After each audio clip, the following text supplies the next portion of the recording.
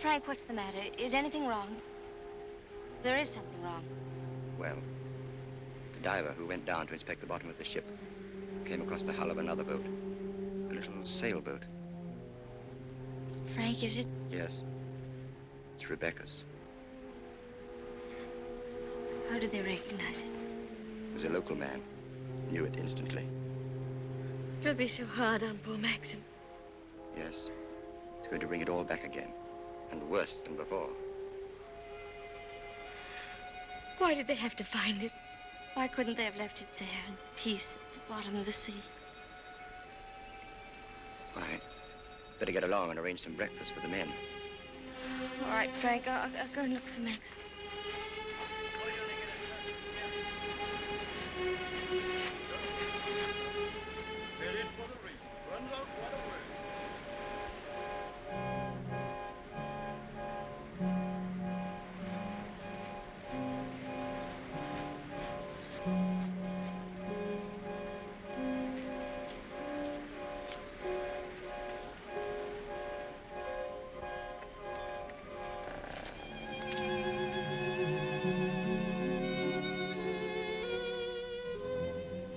Hello. Maxim! You haven't had any sleep. Have you forgiven me? Forgiven you? What have I got to forgive you for? For last night, my stupidity about the costume. Oh, that. I'd forgotten. I was angry with you, wasn't I? Maxim, can't we start all over again?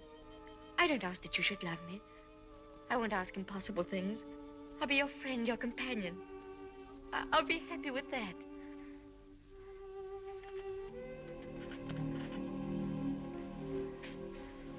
You love me very much, don't you?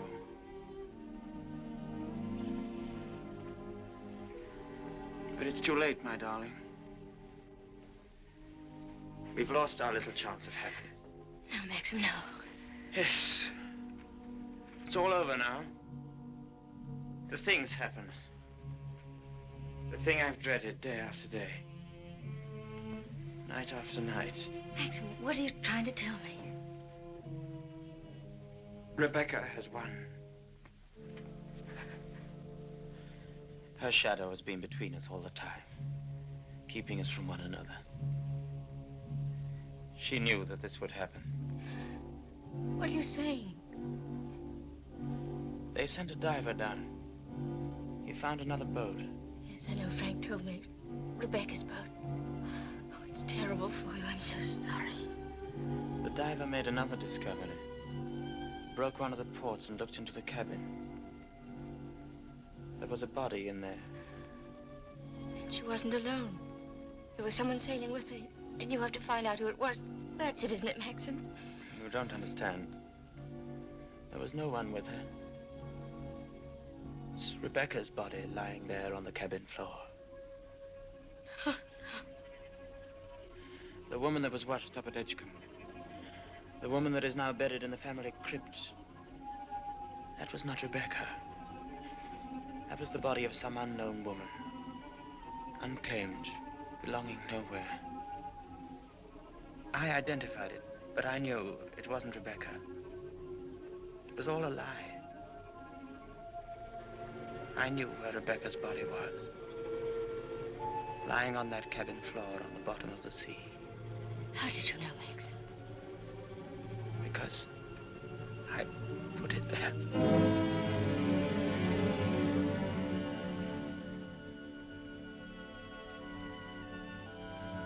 Will you look into my eyes and tell me that you love me now?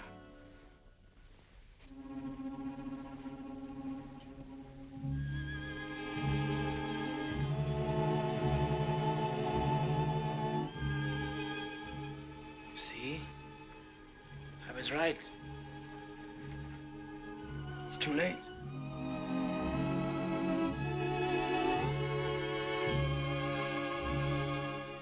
No, it's not too late. You're not to say that. I love you more than anything in the world. Oh, please, Maxim, kiss me, please. No. It's no use. It's too late. Oh, we can't lose each other now. We must be together always. No secrets, no shadows. We may only have a few days, a few hours. Maxim, why didn't you tell me before? Yeah, you did sometimes, but you never seemed close enough. How could we be close when I knew you were always thinking of Rebecca? How could I even ask you to love me when I knew you loved Rebecca still? What are you talking about? What do you mean? Whenever you touched me, I knew you were comparing me with Rebecca.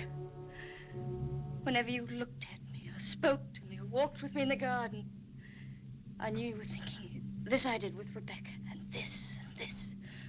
Oh, it's true, isn't it? You thought I loved Rebecca? You thought that? I hated her.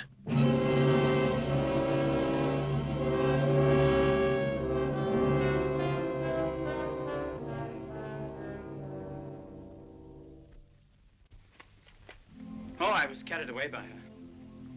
Enchanted by her, as everyone was. And when I was married, I was told I was the luckiest man in the world. She was so lovely, so accomplished, so amusing. She's got the three things that really matter in a wife, everyone said. Breeding, brains, and beauty. And I believed them completely. But I never had a moment's happiness with her. She was incapable of love, or tenderness, or decency. You didn't love her. You didn't love her. Do you remember that cliff where you first saw me in Monte Carlo? Well, I went there with Rebecca on our honeymoon. That was when I found out about her. 4 days after we were married. She stood there laughing, her black hair blowing in the wind, and told me all about herself. Everything.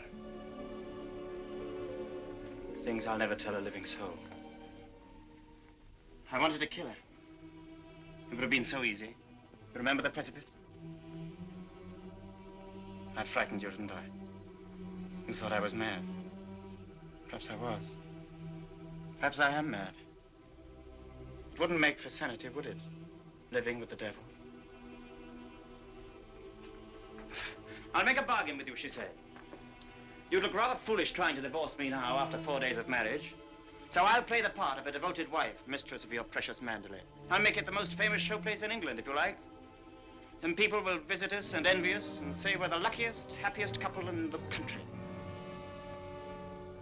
What a grand joke it'll be. What a triumph. I should never have accepted her dirty bargain. But I did. I was younger then and tremendously conscious of the family honor. Family honor. She knew that I'd sacrifice everything rather than stand up in a divorce court and give her away, admit that our marriage was a rotten fraud. You despise me, don't you? As I despise myself. You can't understand what my feelings were. Can you? Of course I can, darling. Of course I can. Well, I kept the bargain, and so did she, apparently. Oh, she played the game brilliantly. But after a while, she began to grow careless. She took a flat in London, and she'd stay away for days at a time. Then she started to bring her friends down here. I warned her, but she shrugged her shoulders. What's it got to do with you, she said. She even started on Frank. Poor, faithful Frank. Then there was a cousin of hers, a man named Favell. Yes, I know him. Came the day you went to London. Why didn't you tell me? I didn't like to. I thought it would remind you of Rebecca. Remind me? As if I needed reminding. Favell used to visit her here in this cottage. I found out about it, and I warned her that if he came here again, I'd shoot them both. One night, when I found that she'd come back quietly from London, I thought that Favell was with her. And I knew then that I couldn't stand this life of filth and deceit any longer.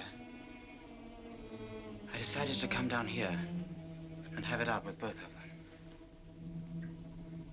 But she was alone. She was expecting Favell, but he hadn't come. She was lying on the divan, a large tray of cigarette stubs beside her. She looked ill, queer. Suddenly she got up, started to walk toward me. When I have a child, she said, neither you nor anyone else could ever prove it wasn't yours. You'd like to have an heir, wouldn't you, Max, for your precious Manderley? And she started to laugh. How funny. How supremely, wonderfully funny. I'll be the perfect mother, just as I've been the perfect wife. No one will ever know. It ought to give you the thrill of your life, Max, to watch my son grow bigger day by day, and to know that when you die, Manderley will be his. She was face to face with me. One hand in her pocket, the other holding a cigarette. She was smiling. Well, Max, what are you going to do about it? Aren't you going to kill me? I suppose I went mad for a moment. I must have struck her. She stood staring at me. She looked almost triumphant. Then she started toward me again, smiling. Suddenly she stumbled and fell.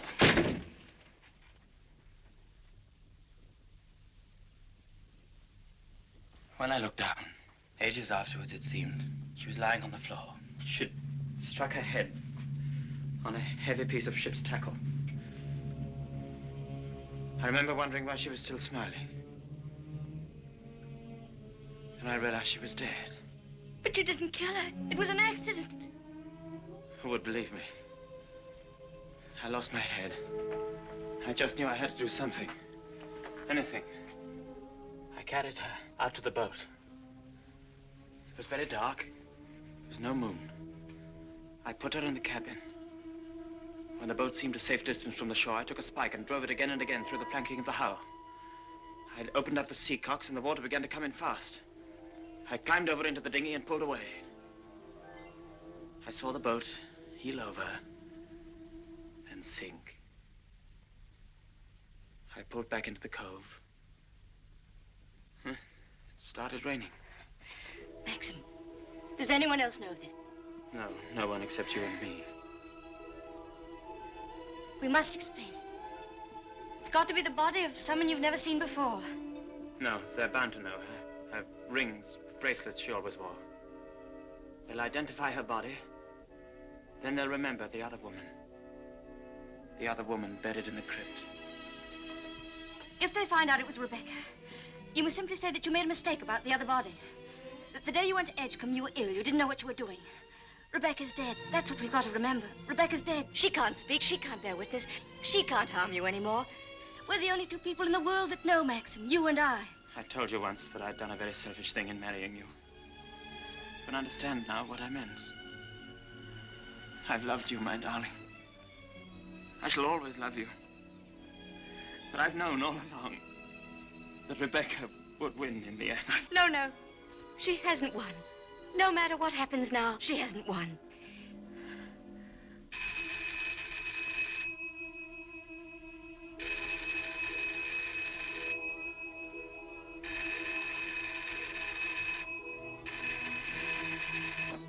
Hello?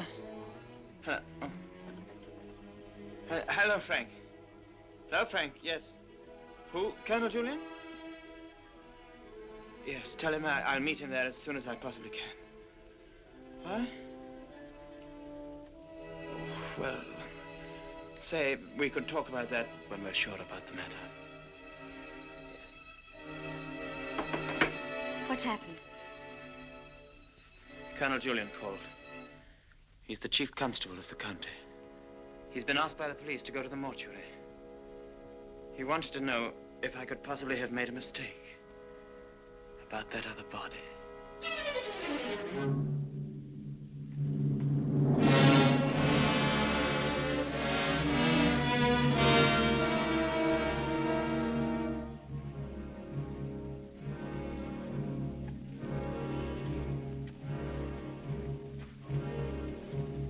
Well, Colonel Julian, apparently I did make a mistake about that other body. The mistake was quite natural under the circumstances. Besides, you went well at the time. That's nonsense. I was perfectly well.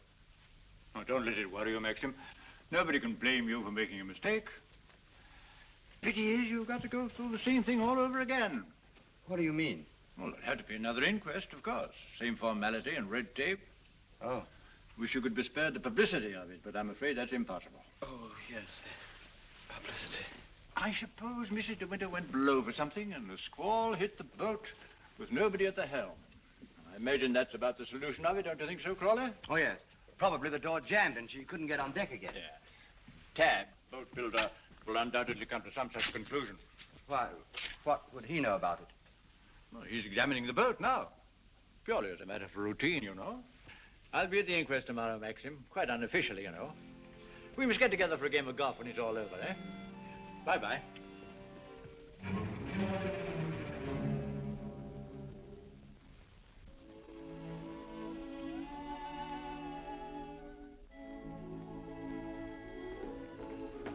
I have the evening papers, madam. Would you care to see them? Oh, no, thank you, Frith. And I prefer that Mr. De Winter weren't troubled with them either. I understand, madam. Permit me to say that we're all most distressed outside. Oh, thank you, Frith. I'm afraid the news has been a great shock to Mrs. Danvers. Yes, I rather expected it would be. It seems there's to be a coroner's inquest, madam? Yes, Frith, it's purely a formality. Of course, madam.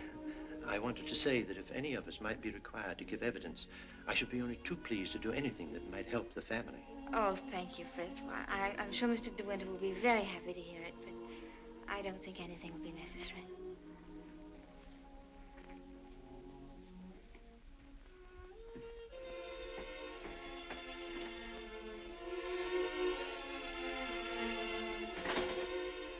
Maxim. Hello, darling. Oh, Maxim, I'm worried about what you'll do at the inquest tomorrow. What do you mean? You won't lose your temper, will you? Promise me that they won't make you angry. All right, darling. I promise. No matter what he asks you won't lose your head. Don't worry, dear.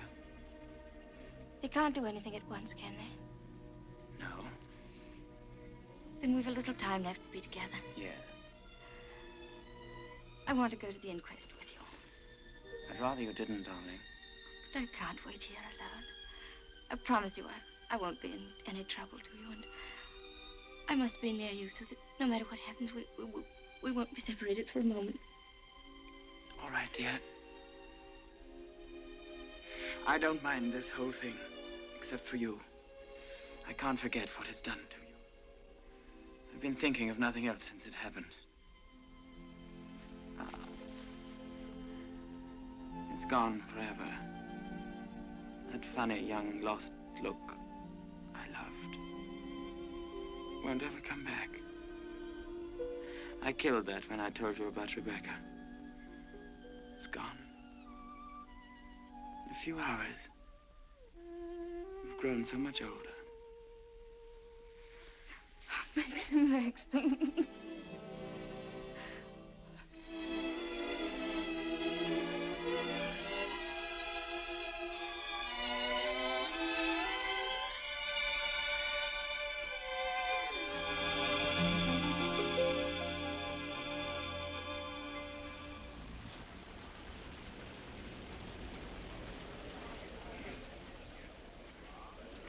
Black Jack Bridie was his name.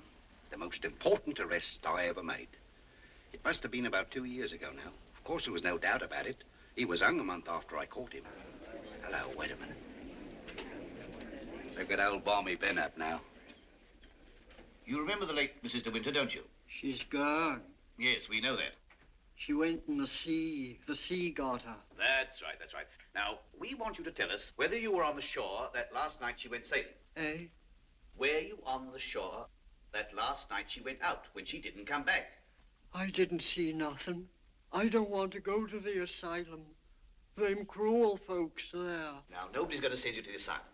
All we want you to do is to tell us what you saw. I didn't see nothing. Come, come. Did you see Mrs. De Winter get into her boat that last night? I don't know nothing.